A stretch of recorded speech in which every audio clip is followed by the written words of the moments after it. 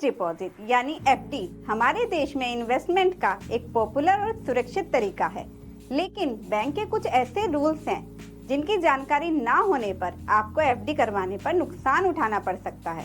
Hello everyone, I am Bhavna Singhal, welcome back to my channel. और आज की वीडियो में हम जानेंगे कि बैंक में एफडी करवाने से पहले किन रूल्स को ध्यान में रखा जाना चाहिए। मेरी वीडियो में लास्ट तक बने रहिएगा, क्योंकि लास्ट में मैं कुछ ऐसे की पॉइंट्स को बताने वाली हूँ जिन्हें फॉलो करके आप अपने एफडी के इंटरेस्ट को मैक्सिमाइज कर सकते हैं। तो चलिए रूल नंबर 1 से स्टार्ट करते हैं। आजकल सारा सिस्टम सेंट्रलाइज हो चुका है। जब आप बैंक में अकाउंट ओपन करवाने जाते हैं तो वहाँ पर आधार कार्ड लगाना भी मैंडेटरी होता है और आधार को पैन के साथ लिंक कराना भी जरूरी है। तो आपके अब सारे अकाउंट की ट्रांजैक्शन इनकम टैक्स को पता लग जाती हैं। तो अब आप किसी भुलावे में मत रहिए, इनकम टैक्स की नज़र आपके सभी अकाउंट और उनके ट्रांजैक्शन पर है। और अब बैंक, रजिस्ट्रार, पोस्ट ऑफिस या कई कंपनियों को अपने कस्टमर की हाई वैल्यू ट्रांजैक्शन की जानकारी फॉर्म 61A के थ्रू इनकम टैक्स डिपार्टमेंट को देना भी अनिवार्य हो गया है। इनकम टैक्स डिपार्टमेंट द्वारा फॉर्म 61A को देखकर चेक करके ये पता लगा लिया जाता है कि किसी पर्सन ने ITR को फाइल किया है या नहीं किया है, और अगर किया है तो सही से उसमें इनकम को शो किया है या नहीं। फॉर्म 26AS और AIS एनुअल इनकम स्टेटमेंट को चेक करके आप पता लगा सकते हैं कि आपके नाम पर कोई हाई वैल्यू ट्रांजैक्शन रिपोर्ट तो नहीं की गई है। यदि आप AIS और 26AS फॉर्म को डाउनलोड करना चाहते हैं तो आपको जाना होगा इनकम टैक्स की ऑफिशियल वेबसाइट पर www.incometaxgov.in पर, और अपने अकाउंट को लॉगिन करके आप इजीली AIS फॉर्म और 26AS को डाउनलोड कर सकते हैं। यदि आप किसी एक बैंक में फाइनेंशियल ईयर में साल भर में 10 लाख से ज़्यादा की एफडी बनवाते हैं तो वो हाई वैल्यू ट्रांजैक्शन की तरह रिकॉर्ड होती है और बैंक को इसकी रिपोर्टिंग इनकम टैक्स डिपार्टमेंट को करनी होती है, और फिर आपको इनकम टैक्स का नोटिस भी आ सकता है।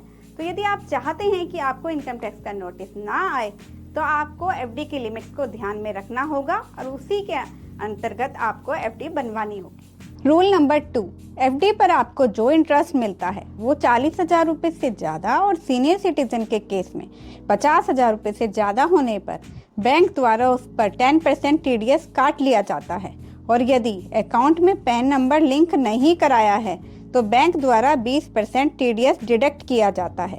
अब यदि आपकी total income basic exemption limit से कम है और एफडी के इंटरेस्ट पर आपका TDS कट जाए तो आपको नुकसान ये होगा, एक तो ITR फाइल करके TDS का रिफंड लेने के लिए पूरे साल का वेट करना होगा, और दूसरा आपके इंटरेस्ट पर जितना TDS कट जाएगा उस पर कोई इंटरेस्ट नहीं मिलेगा और आपका कंपाउंड इंटरेस्ट कम हो जाएगा। तो इस नुकसान से बचने के लिए आप जब भी एफडी करवाएं तो फॉर्म 15G और सीनियर सिटीजन के केस में फॉर्म 15H को भर के बैंक में दे दें, और उसके बाद हर साल अप्रैल मंथ में फिर से फॉर्म 15G या फॉर्म 15H को भरकर बैंक में देना होगा।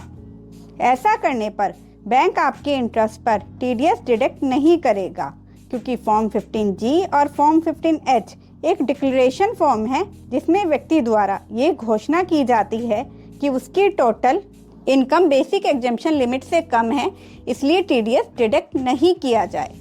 रूल नंबर 3, कुछ लोग टैक्स को सेव करने के लिए अपने माइनर बच्चों या नॉन वर्किंग लाइफ पार्टनर, चाहे वो हस्बैंड हो या वाइफ हो, उनके अकाउंट में पैसा ट्रांसफ़र करके उनके नाम से एफडी बनवा देते हैं। लेकिन उस केस में क्लबिंग ऑफ इनकम के रूल्स अप्लीकेबल हो जाते हैं और रूल्स के अकॉर्डिंग वो आपका ही पैसा माना जाता है और उस पर जो इंटरेस्ट की इनकम हुई है वो आपकी ही इनकम मानी जाएगी और आपकी इनकम में ही ऐड होगी। लेकिन यदि आप अपने पेरेंट्स को पैसा ट्रांसफ़र करके उनके नाम से एफडी बनवाते हैं तो वो पैसा आपके पेरेंट्स का माना जाएगा और उस पर जो इंटरेस्ट की इनकम होगी वो भी आपके पेरेंट्स की इनकम मानी जाएगी। लेकिन ध्यान रखें, जो पैसा आप अपने पेरेंट्स को ट्रांसफ़र कर रहे हैं वो एज ए गिफ्ट दिखाएं, और साथ ही गिफ्ट डीड भी आपको बनवानी होगी।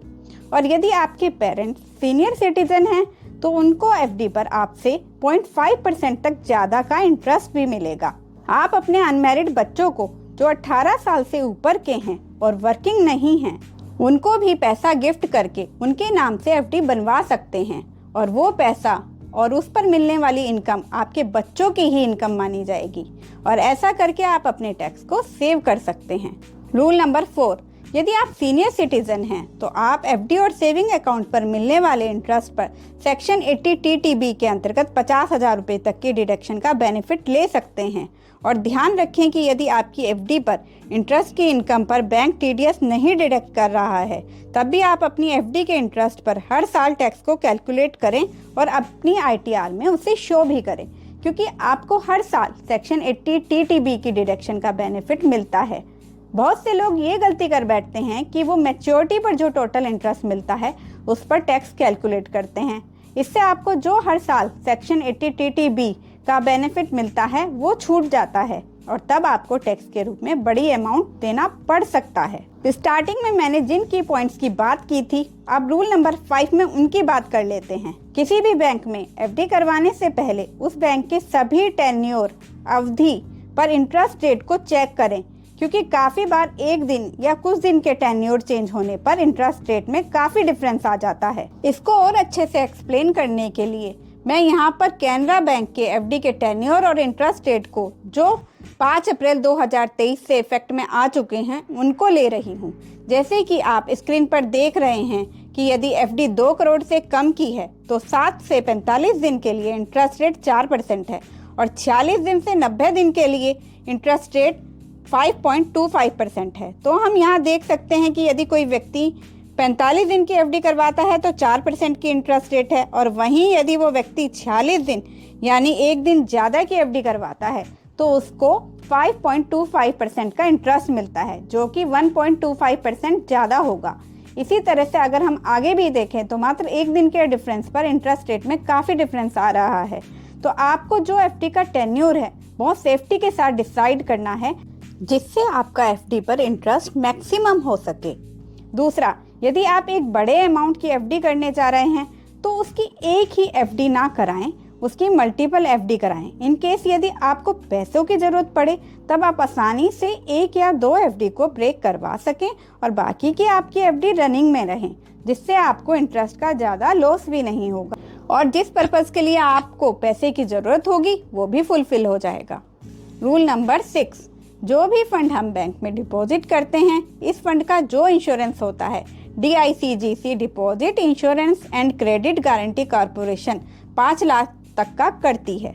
फॉर एग्जाम्पल, यदि आप 6 लाख का डिपॉजिट करते हैं और बैंक किसी भी कारण से फेल हो जाता है, आपका भुगतान करने में विफल हो जाता है, तो आपको DICGC द्वारा 5 लाख का अमाउंट मिल जाता है। तो आप ध्यान रखें कि आप जिस भी बैंक में डिपॉजिट करें वो DICGC में कवर्ड हो और साथ ही सारा पैसा किसी एक बैंक में न रखकर मल्टीपल बैंक अकाउंट में रखें, जिससे कि आपको 5-5 लाख का इंश्योरेंस हर बैंक से मिल सके।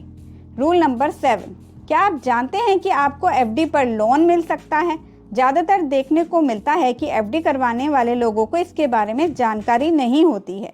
इसे ओवरड्राफ्ट फैसिलिटी कहा जाता है। इससे आप एफडी की वैल्यू का 90% तक लोन ले सकते हैं। मान लीजिए आपकी एफडी 2 लाख रुपए की है तो आपको 1,80,000 का लोन मिल सकता है। यदि आप एफडी पर लोन लेते हैं तो आपको एफडी पर मिलने वाला इंटरेस्ट से 1-2% ज़्यादा इंटरेस्ट देना होगा। रूल नंबर 8, एफडी करवाते समय एफडी में नॉमिनी जरूर बनाएं। ज़्यादातर लोग बैंक अकाउंट में तो नॉमिनी बनाते हैं, लेकिन एफडी करवाते हुए उसमें नॉमिनी नहीं बनाते हैं। यदि आप चाहते हैं कि आपके परिवार के सामने क्लेम को लेकर कोई प्रॉब्लम नहीं आए तो उसके लिए आप नॉमिनी ज़रूर करें। यदि आपने एफडी करवाते हुए नॉमिनी नहीं बनाया था तो आप बाद में भी नॉमिनी बना सकते हैं, या नॉमिनी बदलना चाहते हैं तो वो भी आप कर सकते हैं। आई होप आपको ये इन्फॉर्मेशन अच्छी लगी होगी, तो जल्दी से मेरी वीडियो को लाइक कर दीजिए और शेयर भी कर दीजिए, जिससे कि जानकारी सबको मिल सके। और आप मेरे चैनल को सब्सक्राइब और बेल आइकन को प्रेस करना भी ना भूलें।